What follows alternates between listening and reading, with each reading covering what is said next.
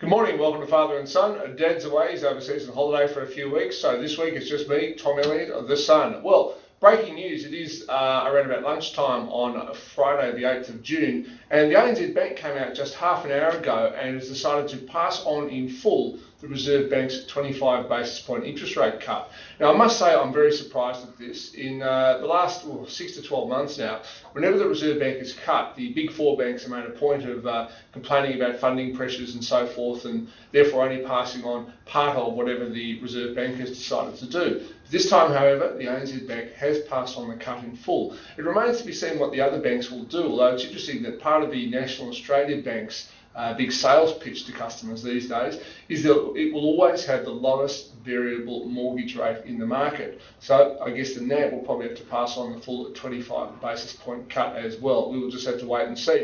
It makes me wonder, actually, maybe a bit of competition has blown out amongst the big banks. They are struggling to grow their loan books at the moment.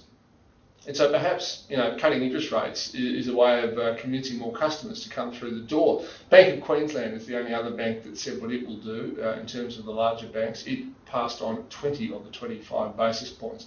Anyway, it's good news. And it comes on the back of a week of actually quite good economic data.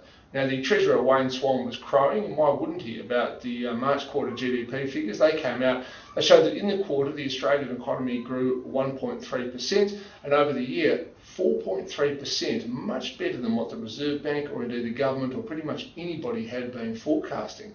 A day later, unemployment figures came out for April, and lo and behold, although the unemployment rate has risen from 4.9 to 5.1, that's because the participation rate has gone up. That means that more people are looking for work. Having said that, almost 40,000 new jobs were created in Australia.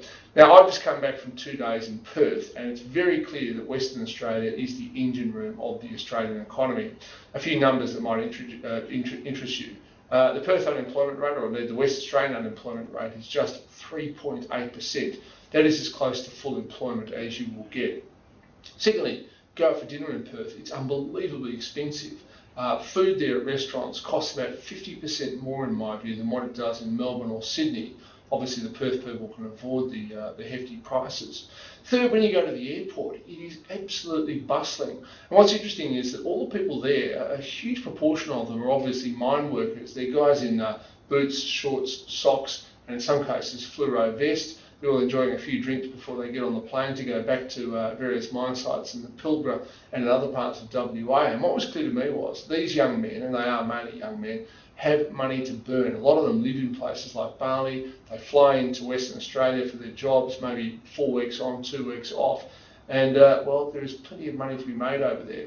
And interestingly, earlier in the week, the head of BHP, one Marius Kloppers, who is, of course, a South African, he's bemoaned the fact that Australian workers, especially those on the East Coast, don't appear prepared to move to where the jobs are in Australia.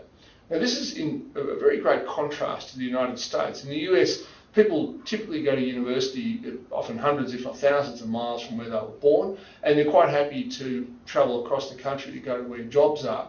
But we in Australia, for some reason, we're not the same. If you're from Melbourne, you tend to go to university in Melbourne, you tend to want to get a job in Melbourne. Same for Sydney, Brisbane, Perth. Well, I can tell you this right now. If the unemployment rate keeps going up here in Victoria and in New South Wales and stays incredibly low as it is over in WA, I think workers here are going to have no choice but to head over to WA where there is money to be made. And from what I saw over in Perth, there is lots of good money to be made. Politically, of course, notwithstanding the good economic figures, the government is still in all sorts of trouble. It is hanging on the vote of one Craig Thompson. He had a narrow victory of sorts, I should say, during the week. The prostitute, who on Channel 9's A Current Affair, a program, I must admit, for which my wife is a reporter, Channel 9 said that they had an interview with this prostitute in which she had signed a statutory declaration saying that she had sex with Craig Thompson, and presumably that sex was paid for by the good people of the Health Services Union. Well, that prostitute has now come out, denied it, said she made a mistake. She was actually in New Zealand when the alleged sexual intercourse took place. And Current Affairs' great rival Today Tonight on Channel 7 is now running that interview. So for the time being, Craig Thompson appears safe, but there is absolutely no doubt the coalition will keep on the pressure.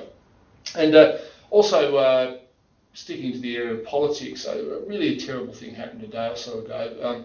a guy that Four Corners, in a very interesting piece of investigative journalism, they identified this guy called Captain Ahmad is his name, and he apparently is of Iraqi descent, and it turns out he's a bit of a people smuggling kingpin.